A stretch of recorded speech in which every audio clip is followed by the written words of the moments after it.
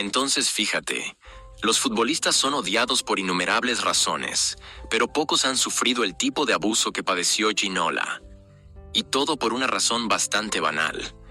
La gente lo odiaba porque era demasiado guapo. No importaba cuán bien jugara en el campo. Y créeme, jugaba muy bien. Cruyff incluso dijo que era el mejor del mundo. Aún así, muchos insistían en que parecía más interesado en hacer comerciales de champú que en jugar al fútbol. Y sé que para algunos esto puede parecer irrelevante, como si no pudiera afectar su carrera. Pero ¿y si te dijera que realmente terminó perjudicándolo? Gracias a todas esas críticas, la mayoría del público empezó a desear que fracasara, analizando cada paso con tanta dureza que, en el momento en que cometió un error, lo condenaron. Llegaron a llamarlo asesino, diciendo que había destruido el fútbol francés, transformándolo en el enemigo público número 1 y prácticamente obligándolo a abandonar el país. Ginola entonces se fue de Francia sin intención de regresar, y pasó el resto de su carrera tratando de recuperar la confianza de la gente. Enfrentó humillaciones repetidas, pero eso lo motivó a esforzarse aún más, hasta alcanzar un nivel tan alto que logró vencer él solo al Manchester United, que había ganado el triplete. Sir Alex Ferguson quedó tan impresionado que hasta hoy no deja de hablar de aquella hazaña. Superar expectativas se convirtió en un hábito para Ginola, y eso venía desde joven. A los 16 años fue descartado por el Nice por ser considerado bajo y demasiado delgado. Pero solo un año después debutó como profesional en otro club, y 2 años más tarde estaba ayudando a la selección sub-20 de Francia a ganar el torneo de Toulon, llevándose el premio al mejor jugador y superando a nombres como Stoichkov. Esto hizo que muchos creyeran que él lideraría la nueva generación francesa. Al año siguiente, llevó al SC Toulon al 5º lugar, superando a grandes equipos como el Olympique de Marsella y el PSG.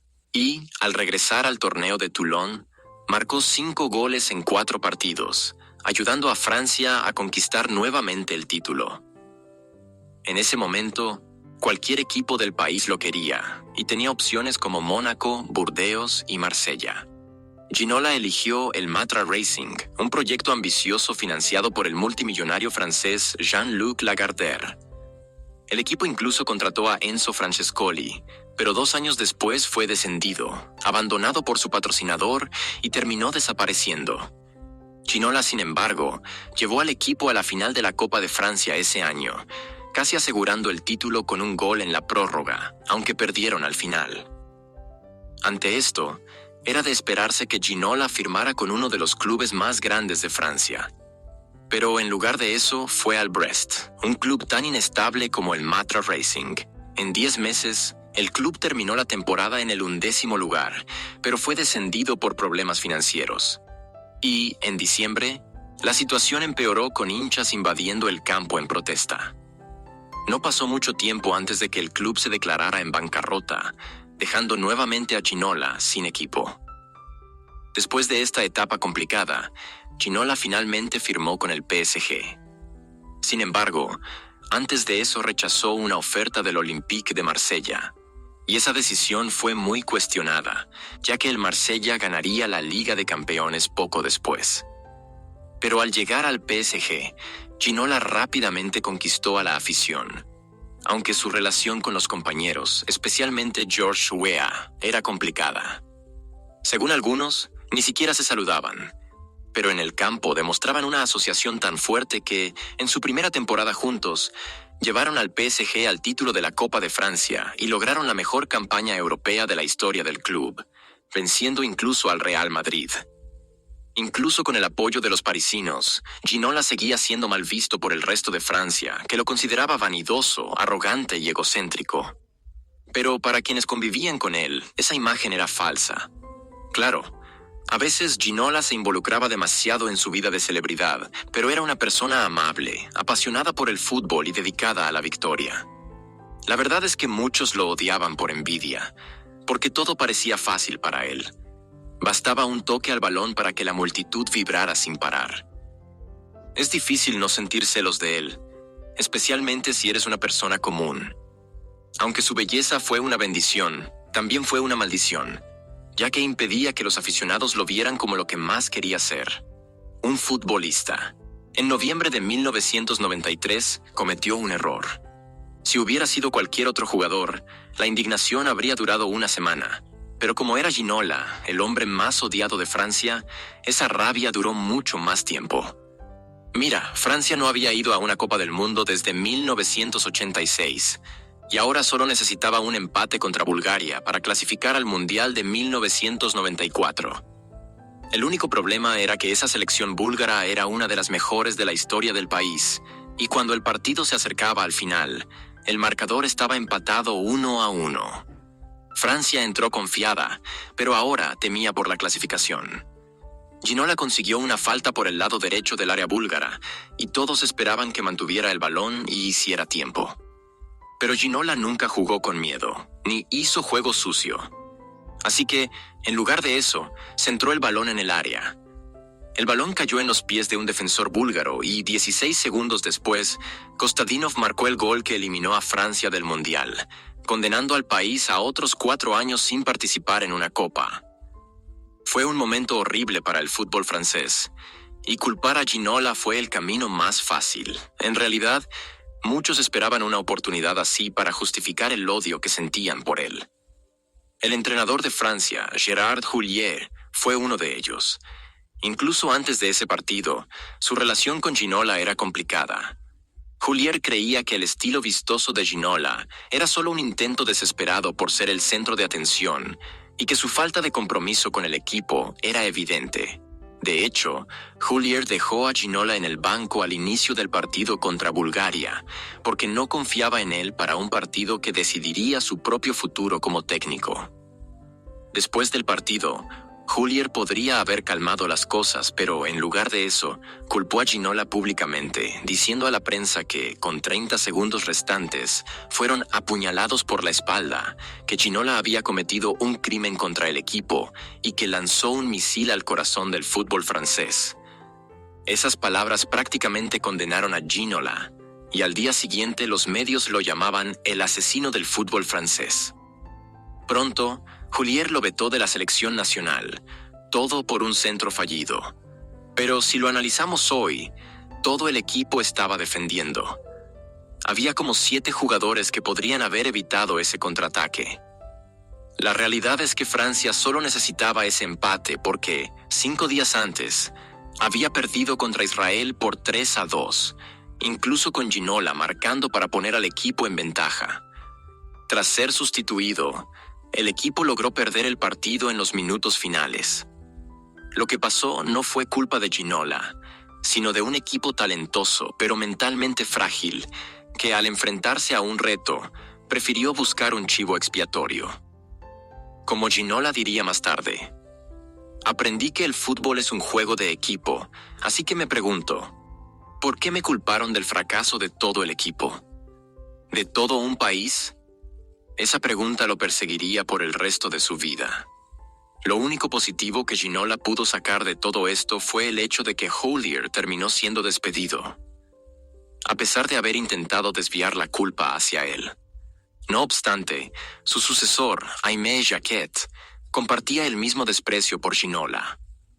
Aunque lo convocó para algunos amistosos y partidos clasificación, era evidente que Jacquet no lo veía como parte del futuro de la selección. Curiosamente, ese mismo año, Ginola fue elegido jugador del año en Francia, a pesar de toda la polémica. Al año siguiente, llevó al PSG al segundo título de liga de su historia y fue nombrado el jugador de la temporada. Incluso logró llevar al PSG a las semifinales de la Liga de Campeones, derrotando a equipos como Barcelona, Real Madrid y Bayern, ganando el apodo de El Magnífico en España. Incluso durante la etapa más oscura de su carrera, Ginola logró liderar al PSG en la mejor fase de su historia. Fue una hazaña increíble, pero el público francés no se conmovió. 2 años después, nadie había olvidado los acontecimientos de aquel día infame y, al final de la temporada, sintiéndose como un extraño en su propio país, Ginola empezó a buscar una salida. Una vez fuera de Francia, su carrera nunca volvería a ser la misma, principalmente porque nunca más sería convocado a la selección. Tenía entonces 28 años y sus ídolos de infancia, como Johan Cruyff, lo llamaban diariamente. Estaba a una firma de distancia de unirse al Barcelona. Sin embargo, Ginola una vez más no tuvo suerte. La ley Bosman solo entraría en vigor unos meses después, y como Cruyff no logró encontrar clubes para Stoichkov y Hagi, el Barcelona tenía prohibido fichar nuevos jugadores extranjeros. Con el cierre del mercado acercándose, el PSG se impacientó. Y sin saber qué hacer, Ginola siguió los pasos de su compatriota Cantona y se fue a Inglaterra en busca de una nueva vida. Para sorpresa de muchos, rechazó al Arsenal, eligiendo al Newcastle, porque su padre era gran admirador de Kevin Keegan. Newcastle pagó apenas 2,5 millones por él, y eso se convertiría en una de las mayores gangas de la historia del deporte. Esa temporada, 61 jugadores fueron transferidos por sumas mayores, pero pocos causaron el impacto que Ginola tuvo en el Newcastle. Al llegar para entrenar, como recuerda Keith Gillespie, muchos jugadores no tenían idea de quién era y se quedaron impactados con su apariencia de estrella de cine. Pero al ver a Ginola en acción, se dieron cuenta de que habían contratado más que a un jugador. Habían traído a una estrella. El equipo de Keegan era conocido como los Entertainers, y si había algo que Ginola sabía hacer, era entretener. Después de su primer partido de pretemporada, toda la ciudad hablaba de él. En agosto, ya había sido elegido el jugador del mes, y 15 partidos después, el Newcastle estaba 5 puntos por delante en la tabla, con solo una derrota. Ginola era el mejor jugador del país. Sin embargo, esta historia tampoco tiene un final feliz. Después de 6 meses de gloria, el Newcastle empezó a desmoronarse. Aunque su ventaja llegó a ser de 12 puntos, esta comenzó a reducirse jornada tras jornada, y con solo 6 partidos restantes, el United los superó y se llevó el trofeo. Cantona incluso le arrebató el premio de jugador del año a Ginola. Durante ese periodo, el Barcelona intentó corregir su error, ofreciendo 6 millones de libras por Ginola, pero Keegan respondió que solo lo vendería si rompían el récord de traspasos. Ginola pidió ser liberado, pero Keegan afirmó que los aficionados aún estaban enojados por la venta de Andy Cole y que lo matarían si vendía también a Ginola. Esto fue aún más injusto cuando Keegan abandonó el club a mitad de temporada, sin explicación, dejando a Ginola con una sensación de traición. Después de eso, Ginola llamó al Barcelona en un último intento, pero Cruyff y Robson ya se habían ido, y Van Gaal no tenía interés en fichar a un jugador de 30 años. Recibió una oferta del Real Madrid, pero siendo un romántico, no pudo verse jugando para el rival del club con el que había soñado durante tanto tiempo. El PSG quería que regresara, pero la idea de volver a Francia le resultaba repulsiva. Entonces, Ginola sorprendió al mundo una vez más, firmando con el Tottenham, que, en ese momento, luchaba por no descender. Ver al Newcastle en la Liga de Campeones mientras él intentaba mantener al Tottenham en la Premier League fue difícil, pero ver a Francia ganar la Copa del Mundo en el verano siguiente fue aún más doloroso. Sin embargo, como decía Ginola, los aficionados le decían: «Estamos jugando un fútbol horrible, pero vale la pena ir al estadio solo para verte a ti». Esa responsabilidad lo motivó. En la temporada siguiente, con la llegada de George Graham, un técnico conocido por su estilo rígido, Ginola aún jugó el mejor fútbol de su carrera. A lo largo del año fue, sin duda, el jugador más emocionante del país, capaz de hacer lo imposible. Aunque el Manchester United conquistó la Triple Corona y Beckham quedó segundo en el Balón de Oro, fue Ginola quien ganó los premios de jugador del año tanto de la PFA como de la FWA. Un logro inédito para un jugador fuera del top 2 de la liga. Al recibir el premio, Ginola hizo cuestión de decir: «Esto es un testimonio de mi dedicación». Para aquellos que dicen que David está más enfocado en modelar que en el fútbol, les digo, eso no es verdad. No se gana el premio de jugador del año a los 32 si no estás enfocado en tu trabajo. Incluso Cruyff, pese a la edad, seguía considerando a Ginola el mejor del mundo. Un año después, sin embargo, Graham, que no apreciaba el estilo de Ginola, lo dejó fuera del equipo, lo que generó indignación tanto en Ginola como en los aficionados, pero no había nada que hacer. Ginola terminó yendo al Aston Villa, donde descubrió que fue contratado en contra de la voluntad del entrenador. Cuando la prensa preguntó por la ausencia de Ginola, el técnico alegó que estaba fuera de forma. En respuesta, Ginola marcó en el siguiente partido y se quitó la camiseta, mostrando sus abdominales definidos para que todos lo vieran. Podía hacer muchas cosas, pero definitivamente no estaba fuera de forma. Tras un corto paso por el Everton, Ginola se retiró a los 35 años y nunca perdonó a Houllier. Al final, se vio obligado a llevar a juicio al exentrenador, quien en su autobiografía llegó a llamarlo bastardo. Todo eso por culpa de un centro equivocado.